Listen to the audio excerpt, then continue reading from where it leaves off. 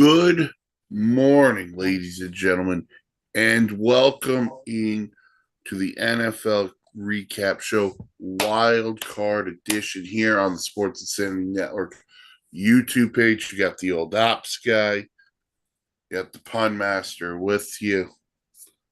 And while you're here, just like, comment, subscribe, ring the bell for the notifications here on the YouTube page. Old ops guy, good morning. How are you? Finally coming out of that flu. Oh, God, if you had the flu this winter, I feel bad for you because I just went through it for 8 days. But now feeling better, getting back on track. Great weekend of football. We really did have a great weekend of football. We'll go over all the games. They saved the worst for last. Let's be brutally honest. Sorry, Houston Texans fans, but your team is advancing. As last night, the Texans, let's just call it what it was, demolished the Pittsburgh Steelers by a score of 30-6. 23 points in the fourth quarter for the Houston Texans. CJ Stroud went 21 to 32, 250 yards, a touchdown, and a pick. Woody Marks made his marks in this one. 19 carries, 112 yards, and a touchdown. And Christian Kirk, Captain Kirk, Jaguar legend, Cardinal legend, Becomes relevant again. relevant, 8 for $144 and a touchdown. For the Steelers, Aaron Rodgers, and we'll get into what could have been his final game. 17 of 33, 146 yards and an interception. And in his return from suspension, DK Metcalf, 2 receptions, 42 yards. But Mark, we said 23 points in the fourth quarter by the Texans, 14 of them defensive touchdowns. Sheldon Rankins with Yep. a fumble return, and then Kalen Bullock with less than a minute left, pick 6. And what Yep. could have been the last final throw in the career of Aaron Rodgers. Look, we've said it before. We're going to say it again. Rodgers should not have even played this season.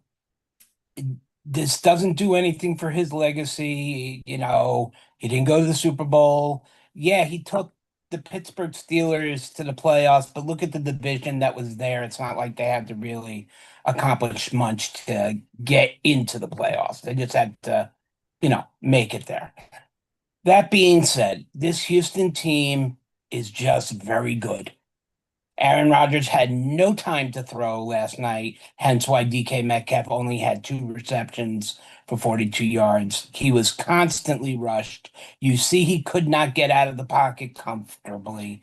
And even when he was in the pocket, he wasn't making that great of throws as he went for 146 and no touchdowns and an interception. Let's flip it over to the kid. CJ Stroud, when he went down, we were all devastated because he was having such a good year. I am glad he was able to recover from that concussion because that was dangerous looking concussion. And in the first round of the playoffs, he showed up. Showed up against a weakened Pittsburgh defense. It has not been the same at all. He did throw a pick, but touchdown. You made the remarks on Marks and on Christian Kirk. When you have a three-tiered level part of your team able to put up quality numbers, such as 250 yards plus passing, 100 yards rushing, 100 yards receiving, you get those 3 elements in any game, you are most likely the winner of that game. And the Houston offense, not only showed up, but that Houston defense. For some reason, it just seemed so quiet. But then in the fourth quarter, as Mike elated to them came the interception and fumble return. The Steeler defense forced 3 turnovers in this game. There were 2 fumbles and they got an interception. Steeler defense did its job. up until the fourth quarter. And because they're worn out. Why are they worn out? The Pittsburgh Steelers offense had 175 yards in a playoff game. They were 2 for 14 on third down. That's like Mark or me going up against a big league pitcher. We may get 2 foul balls on 14 pitches. And I that's think putting that's it fair. lightly. I think that's fair.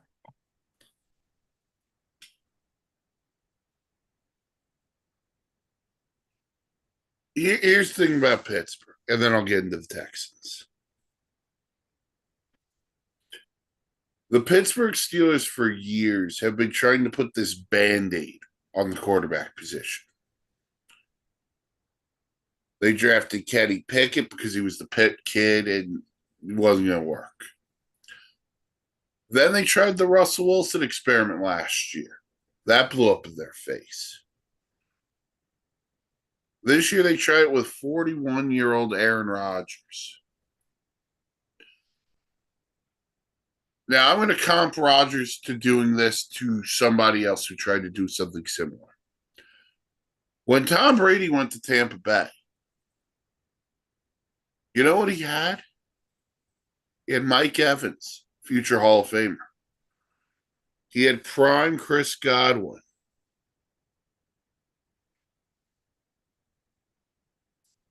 And then he was able to bring over Gronk and some other pieces. All the Steelers did for Aaron Rodgers was bringing DK Metcalf. We can talk about, Jonnu Smith had an awful year. Pat Fryermuth got lost in the shuffle. Calvin Austin and Roman Wilson combined came and become a number 2 wide receiver.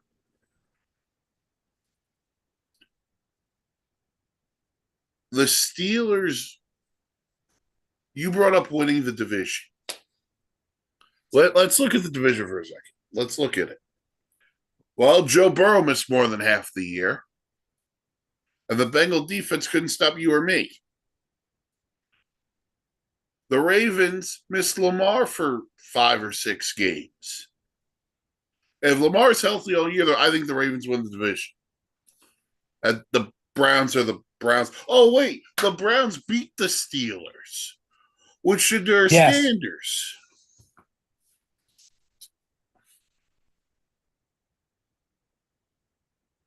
I think Dan nailed it. I think everyone nailed it.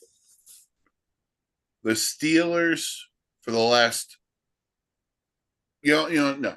Since Ben Roethlisberger retired, the Pittsburgh Steelers have become frauds. They are a fraudulent football team because they rely on 2 things: their defense, their experience. Only can take you so far. In today's NFL, you have to score. And you know what? They didn't score. All year, they didn't score. All of a sudden, the Houston Texans became the Chicago Bears. But look, the Texan defense is great. I'm not holding this on the Texan defense. Texan defense is awesome.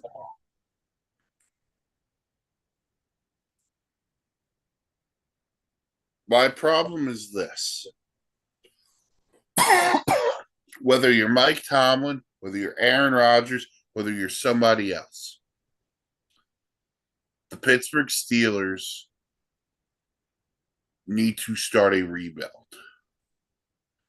And I think this fan base in Pittsburgh would understand a rebuild. Now, will Mike Tomlin be there for a rebuild? I don't think so. But I don't think that matters. Because 18, 19, 20 years, however freaking long Tomlin's been there, it's enough. Because he's doing to himself what you said about Aaron Rodgers. He's doing nothing for his legacy. No matter how many more years he can go over 500, all he's doing at that point is hurting this franchise because now they're not picking into the 20s or late teens. And guess what? No, the Pittsburgh Steelers will pick around 22. Yeah. So you're going Yeah. to get a franchise altering player at 22? You think? I don't know.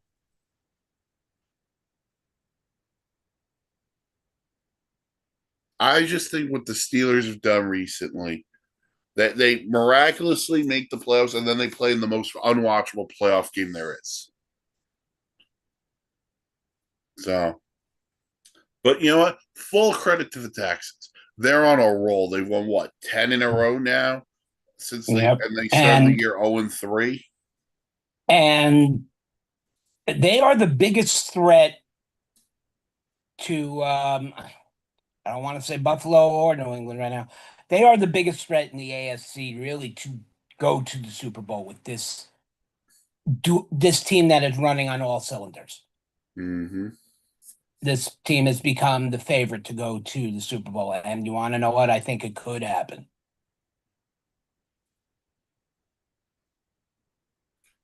I think you could too, because they do the one thing everyone knows. They play good defense. They just got to limit the turnovers. And by the way, for the Texans, Sunday afternoon, they'll be in New England. Be a great football game. Should be a great football game. That'll be your first game on Sunday while the Steelers go home and pack their bags. Hmm. All right. On to Sunday. And I'm going to start with the Sunday night game. We'll work our way back. We covered the Saturday games on Sunday sideline reports, so go back and listen to that. So we're not going to really hit the Saturday games. But Sunday night, the New England Patriots advanced with a 16-3 win over the Chargers. Drake May, 17 29, 268, a touchdown and a pick. He was also the leading rusher for the Patriots. 10 rushes, 66 yards. Ramondre Stevenson, 3 catches, 75. For the Chargers, Justin Herbert was 19 of 31 for 159 yards. He too was the leading rusher for the Chargers, 57 yards on 10 rushes. And Ladd McConkey, 3 receptions, 32 yards, led the way. The Chargers, one and done. New England will host the Texans next Sunday. Awesome. This game was, the last game of Sunday night and really a high profile game too, with the resurgence of Mike Vrabel's New England Patriots and Justin Herbert's Chargers. But you could see there's a little bit of a difference between the two teams. The Chargers have pretty much an injured roster from the starting quarterback all the way through the safety. Needless to say, they had to put up the best they could, and this New England team, again, is just that good. They are the biggest threat to go to the AFC Championship game right now. Drake May, we know he can run. And being able to show that in the playoffs is going to change how coaches have to play him. And that's going to call for a lot of different plays, which might open up more of the passing lanes. A lot of work was done with Ramondre Stevenson on the passing game, a lot of slow screens. And you want to know something? You get the ball with in his hands. He is a Marshawn Lynch problem to take down. And I do that. I say that as an ode to beast mode because when you watch this guy run, oh, it's like watching the good old fashioned Marshawn. The defense did its job stopping, the offense not only on the running but the passing game. I don't think this is the end of the Chargers. Don't get me wrong. Next year's another year. They still got Justin. They're gonna have McConkey. I think they have to get better at the running back position. But when we do our end of the year recaps of what teams need, we'll get into all that. But hats off to New England and Drake May with 268 yards. You know, I'm proud of the kid. I'm really glad to see he's following through past what Mac Jones was supposed to be. The Mac Jones sort of curse or wonderment is gone. The New England Patriots scored 10 points in the second half. They scored the only touchdown of the game, fourth quarter.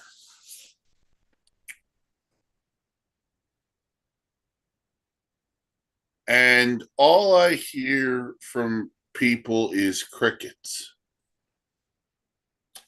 Because Justin Herbert has now won the same amount of playoff games as you and me combined. Justin Herbert on Sunday night threw the same amount of touchdowns as you and I combined. Justin Herbert makes $55 million a year. Justin Herbert is this king to the media. Look at the arm talent. Look at the size. He is perfection.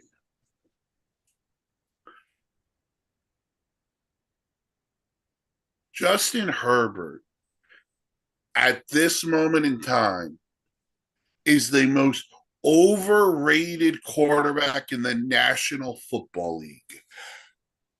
And I'm saying, this dude, the last time we saw him before Sunday night in the playoff game, what did he do? He threw 4 picks against the Houston Texans in a loss. Yeah, but that's also right after he broke his non-throwing hand. No, I'm talking about last year. Oh, okay. All right. I Last didn't year. hear you say Last year, 4 picks against the Texans. This year, 3 points against the New England Patriots. 3 points. I just watched Quinn Ewers 2 weeks ago score more than 3 points against that same Patriot defense. You're going to sit there and tell me Quinn Ewers is better than Justin Herbert, who makes $55 million? No. And I don't want to listen, I get it. Both Quinn Ewers tackles, is Miami, am I correct? what? Quinn Ewers is Miami, right? Yes. Okay, good. I get it. He was down both starting tackles. Get it. But we knew that. Going in, he was going to be down both starting tackles. What was the game plan? What was the plan for the Chargers?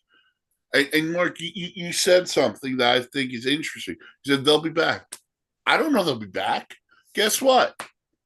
Denver's still really good. Well, By the way, you know who's going to be in the playoffs again next year, probably? The Kansas City Chiefs are probably coming back. I'm not going to put any faith into Kansas City until I see what they do in the off season, because I know there's a few things that have Okay, to change. let me ask you this. Of all the Fair teams that enough. missed the Sorry. playoffs in the AFC, right? Okay, hold on. AFC. So I'm I'm looking sorry. like Kansas City's the team you would have the most faith in coming back. It depends on when Patrick Mahomes is available to be back. Okay, As of now, they're Mahomes saying is he'll be back week ready. 1.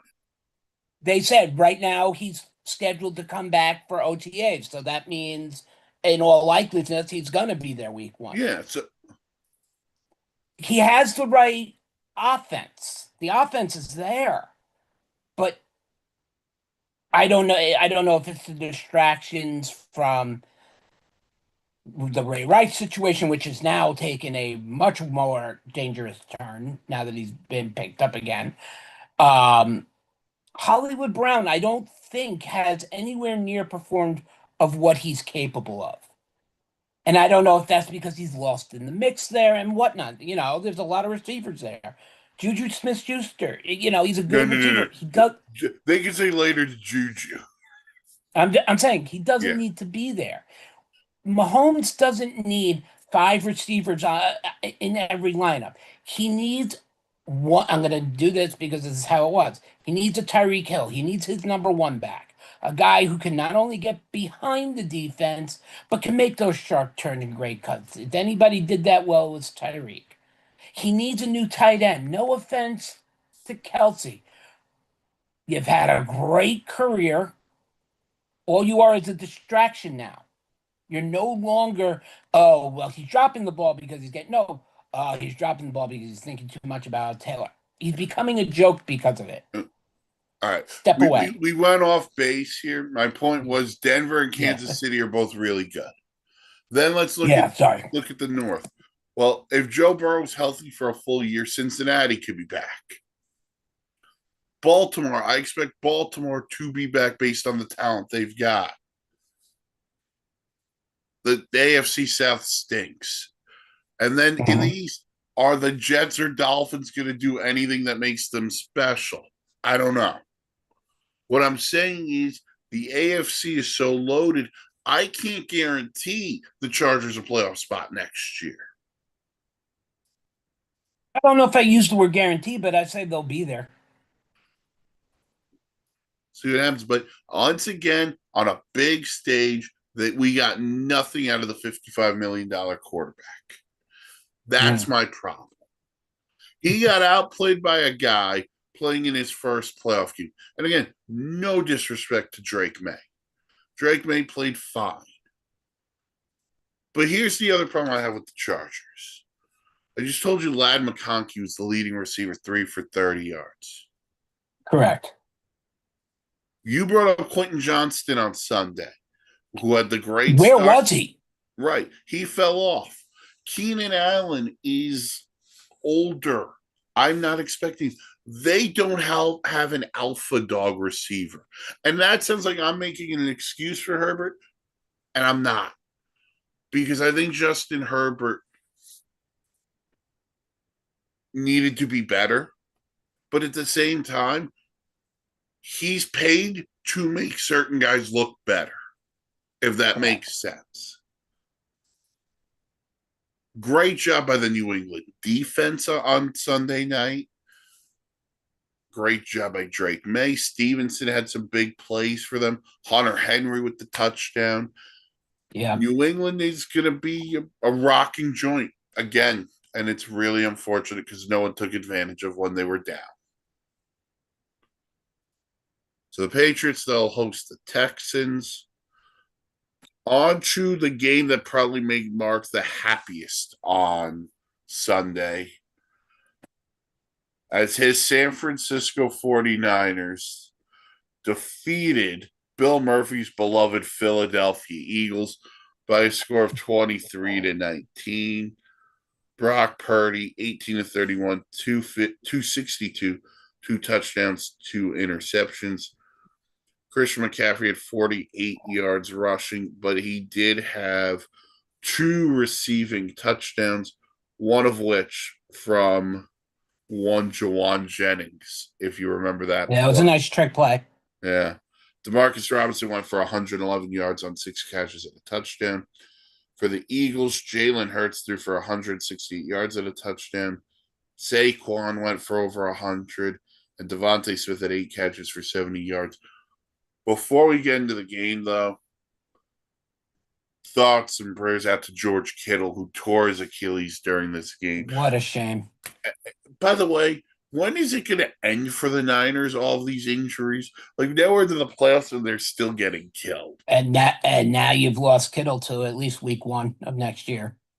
You know, this I, isn't like a small ankle sprain where, hey, look, we go to the Super Bowl, he can be there. No, he won't, unfortunately, with yeah, this because injury. it's torn. No, yeah, I'm gonna go with Mike said. Nobody was happier about this game than me. I wanted to see the Eagles bleed green all over that field. I am not an Eagles fan, not in the least. Okay. That being said, we're going to talk about the Eagles because we know what the 49ers did. The Eagles didn't show up to this game. Okay. And it's hard to say, but I look at the numbers by Jalen Hurts, 20 for 35 and a touchdown. There's a little bit of problem there. There's no yardage. And you want to know why? Your star receiver, who you've had problems with all season, dropped 4 passes, 3 of them, which would have gone for over 50 yards with Yak. AJ Brown has been a problem, and we've talked about this since week 1 of the regular season. He's had an attitude problem, and now everybody thinks he's going to be released or traded, and I wouldn't be surprised. There's only so long. And I love the Dallas fans out there. Go get him. No, don't go get him. We don't need him. I don't want to even hear that. Saquon Barkley, 106 yards on the ground. That's what you need out of Saquon. Saquon did his job, but if anybody had a horrible second year of a contract, that was Saquon Barkley. Um, Hats off to Devonta Smith for actually getting a shot to prove himself a little bit, but with no touchdowns to show for it. I believe the touchdown went to Goddard, if I'm not correct. Who's been the most reliable tight end in touchdowns throughout the entire season. The game in the beginning was kept very, very close up until the fourth quarter, and with San Francisco, got that breakout in points for the lead. They advance. I don't know if they're going to advance on past next game with the huge loss. And not to take away from, I believe his name Tonjes. He's a good backup tight end. I think you can't compare him to George Kittle, but I think he'll make up in some areas that he's needed. To your point, Goddard did have the touchdown. Okay. And by the way, I think what you just said about Goddard too is really interesting because remember the last play of the game with the season on the line, the Eagles don't need a touchdown. The Eagles just need a first down in that spot. It's fourth and I think 9. Hurts didn't go to Devontae Smith. He didn't go to A.J. Brown. He went to Dallas Goedert, who's surrounded by 3 Niners. That was a telling thing. And look, A.J. Brown and Sirianni got into it on the sideline. I'm with you. I think A.J. Brown's done in Philly. The year he's had has been brutal. Just ask one of my fantasy teams. Mm. Do I think there's a place for him on another team? 100%. I Oh think there's. yeah, If you're and he's Philly, still I would. and he'll be still valued as a number one. Yeah, he's a. By the way, Pittsburgh wouldn't want him and DK together. And both drafted in the same year. Could you imagine having them both on the same team? That'd be I interesting. believe, and they both went to Ole Miss. I think they played I together think at I Ole think you're Miss. right. I think Yeah, you're right. there are teams that would love AJ Brown, but the Eagle offense has been a problem all year. Their inconsistencies have been a problem all year. They were held to 6 points in the second half by a Niner team that can't get to the quarterback. And this is a guy I got to give credit to. I don't love giving him credit, but I'm going to give him credit. Good for Robert Saleh. Good for him. He struggled as the head coach of the Jets. And he took a beating from the New York media and the Jet fan base. He went back to San Francisco to be the DC again. And all he's done, he loses his best pass rusher and his best player on defense in Fred Warner. And guess what? That's They like go losing a into Micah Parsons, if you want an example. I'm sorry. right. Well, I'm talking Bosa and Warner, but yeah, Hmm. you're right, Parsons. But they go into Philly and they beat the Eagles in the playoffs. So good for Robert Saleh. McCaffrey, awesome. Kyle Shanahan deserves a ton of credit too, based on what the Absolutely. injuries. And the Niners now go for round 3 on Saturday, I believe this is. Saturday night, 8 o'clock, Yes. Fox. Yep. Round 3, Niners Seahawks. Can't wait. In Seattle, In Seattle. which so you if you're anybody, if you're a football fan, you hear the word Seattle home, you have to move the needle towards the Seahawks just because of what that stadium can do to disrupt offensive teams, except their own, of course. It's going to be very interesting. That game is very. If Fred Warner could come back, and there's rumors he could.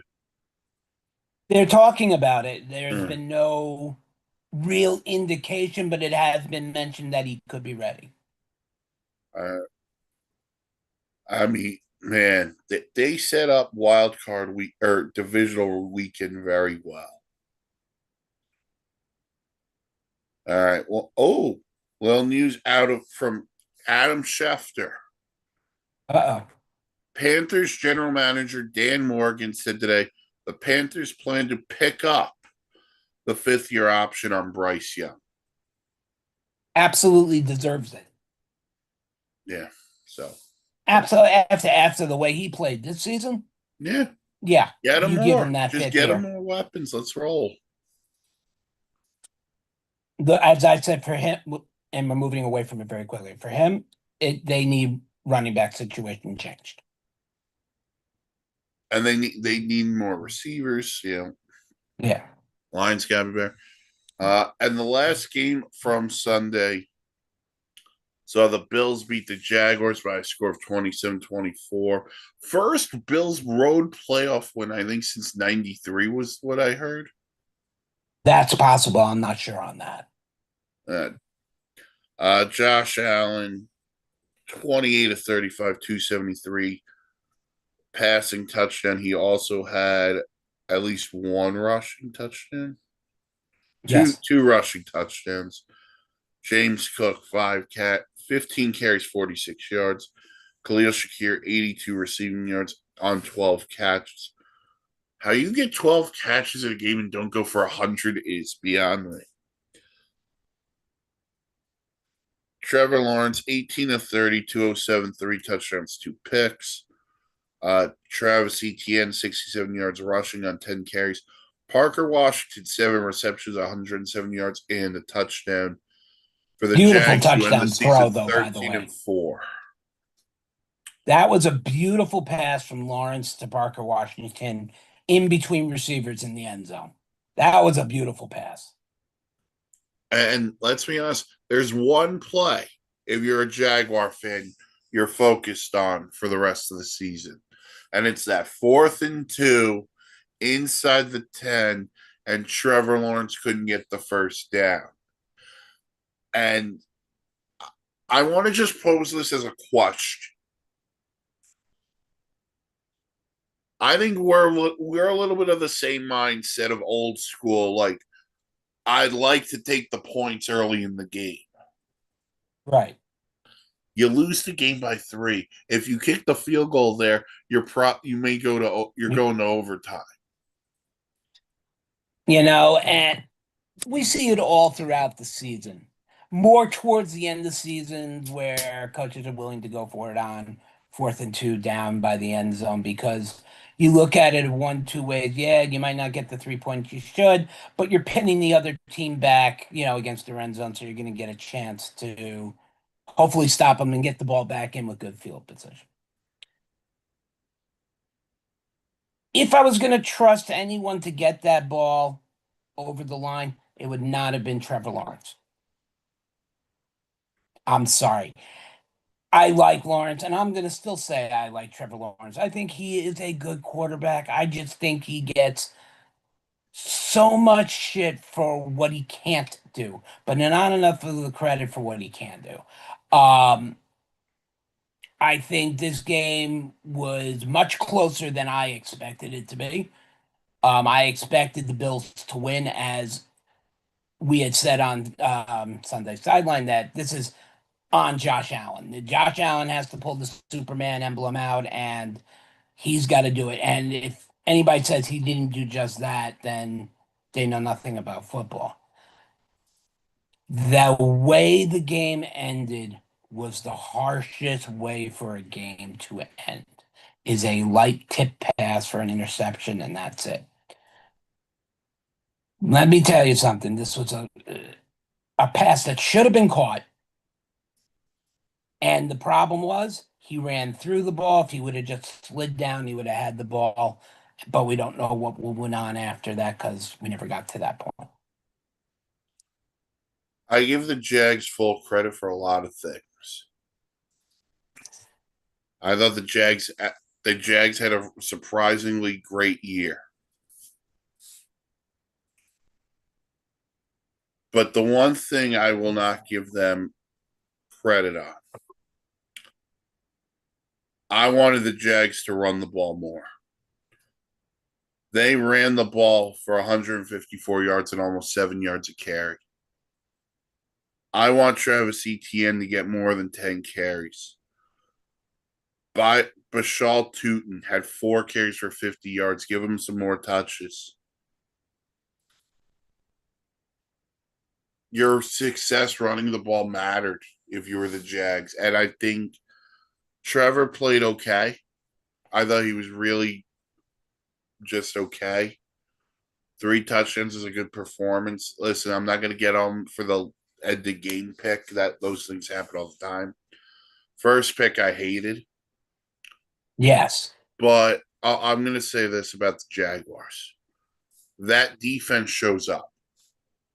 That defense showed up. And the one thing that bothers me, Mark, and this play needs to go because it's no longer a football play. The tush push has to go. The play before the touchdown bothers me so much where I've got an offensive lineman pushing Josh Allen.